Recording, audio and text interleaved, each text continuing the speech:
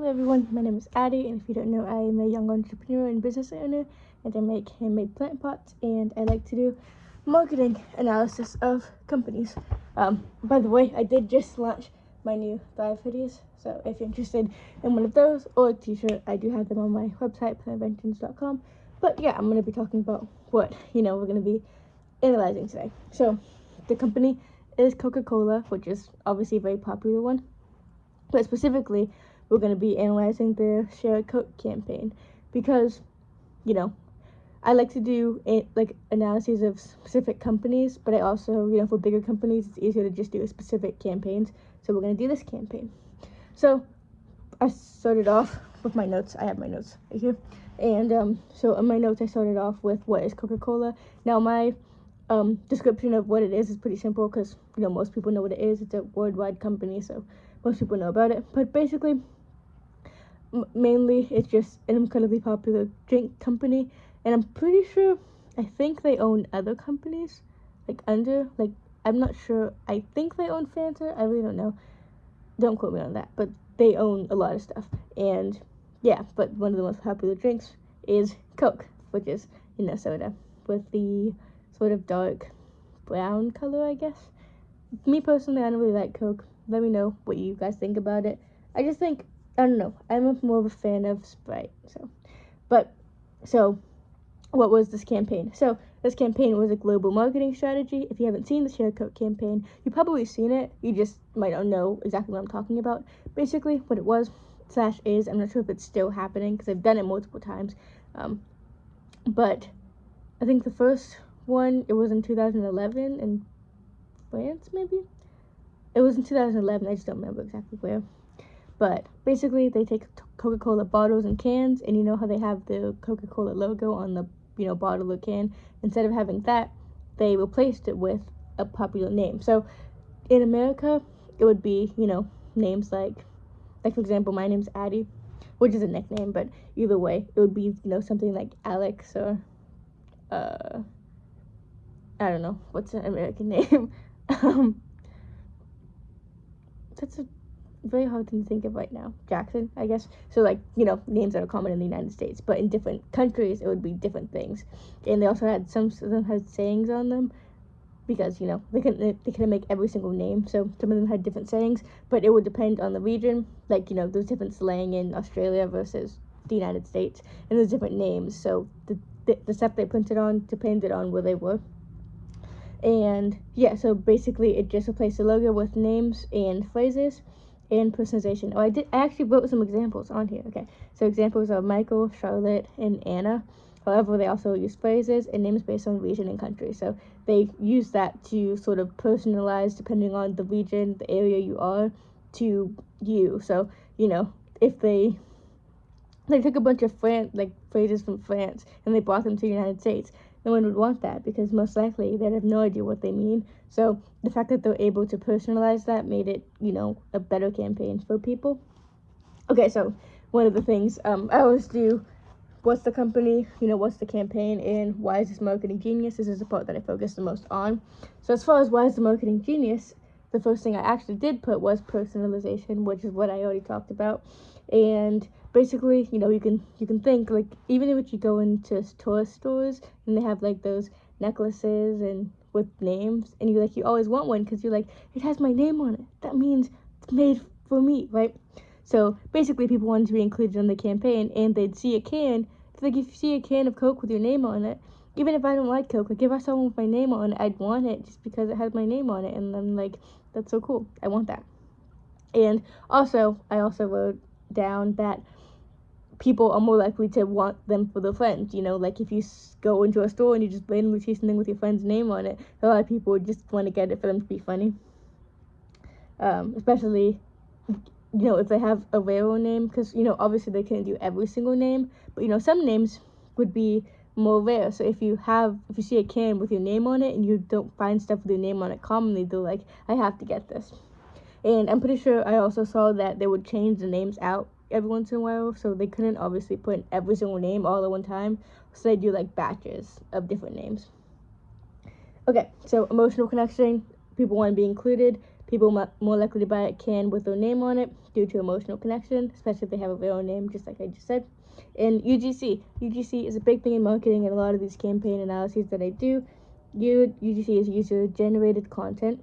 So basically, Coca-Cola encourages people to share their cans on social media, which is actually, people don't realize this a lot of times, but this is actually free marketing for them, because if you're sharing your cans on social media, that helps other people that haven't seen this before see it. That's actually how I find out about it. I did not find out about the Share Coke campaign through actually seeing Coke with a name on it. I found out about this campaign through a post, I'm assuming on like YouTube somewhere, maybe, somewhere on the internet is how I found out about it. And they encourage people to do this using the hashtag #ShareCoke. So they do hashtag #ShareCoke. That would obviously, group all these videos into one place. I'm assuming one of the most popular places they did for this was Instagram, because Instagram tends to be one of the big places for sharing information like this. And this helped with the idea of the campaign, and it helped get them a lot of stuff with little to no cost. So as far as this campaign goes, if you know some stuff about marketing, I'd appreciate if you give me sort of like some insight on this, because I obviously am still learning. I'm always going to be learning, but I'm not sure if this campaign would be considered guerrilla marketing. I did have in my last video, I think. No, it's a future video. I had my next video is about Wendy's, which is going to be really funny, but I gave a description of guerrilla marketing, so I'll just go ahead and read it. It says, innovative, unconventional, and low-cost marketing techniques aimed at obtaining maximum exposure for a product. And I put a notice that it's risky. You'll see why in tomorrow's video, if you know anything about Wendy's and the marketing. But I'm not sure if the Share Coke campaign counts as guerrilla marketing, because I would think so, because it's low cost, it's unconventional, and it's a very creative form of marketing. But it's an example of a successful attempt. There's also a lot of very unsuccessful guerrilla marketing attempts, and guerrilla marketing tends to a lot of times sort of teeter over whether it's crossing the line or not, which I will talk about more and more other videos. But yeah, let me know what you think about that, if you know anything about that. And lastly, I just said it appeals to the younger generation, which I say in pretty much every single marketing analysis that I've done. If you watch my other videos, they always end up with appealing to the younger generation, because that's incredibly important. Because most likely, right, the people, like older people, besides like older people, but like people in the sort of the middle, like 50, 40, 30 people around there, they most likely already know about this thing because they grew up around it. So you want to constantly be targeting the younger people, because the younger people are the people that don't know about it, and the younger people are going to be the people that grow up to tell the other younger people about it. So you're always going to want to make sure that they know what you're doing. So I said this was good because it appeals to the younger generation, younger audience, Gen Z, Gen Alpha, even millennials very well. And also this is important because people that are part of these generations use social media a lot. So this marketing tactic is really good for them, because as far as doing the hashtag #ShareCoke thing, they're a lot more likely to than if you're talking to someone from, an older generation. Because, we just tend to be on social media more.